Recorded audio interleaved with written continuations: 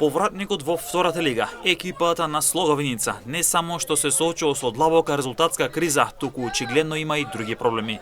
На надпреварот од деветото коло, екипата на Слога на домашен терен во Виница беше поразена од Кожув со 0-2 во меч кој го следевте на М-нет телевизија. Слога ново меч настапи само со младенци и домашни фудбалери. Искусните првотимци ги немаше воопшто на теренот, но ниту на записникот. Очигледно во Слога Виница има и други проблеми, а дополнително е тоа што и тренерот Емил Грнев замина. Слога Виница имаше само 4 фудбалери на клупата за резерви, а настапи со млади играчи. Максим Кралевски беше на голот, потоа во првиот тим беа Андреј Војнов, Октој Амедов, Михаил Војнов, Роберт Пецов, капетенот Александар Елиев, Булен Цали, Андреј Дончев, Христијан Ристов, Давид Спасов и Андреј Андреев. Поискусните фудбалери од Слога заминале поради неисплатени плати, па клубот ќе мора да продолжи со младенци.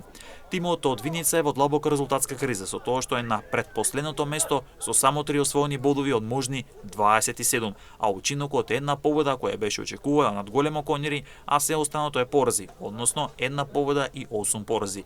Во следното 10-то коло Слога Виница ќе гостува кај Вардар во Неготино, а домаќинот ќе гледа идеална шанса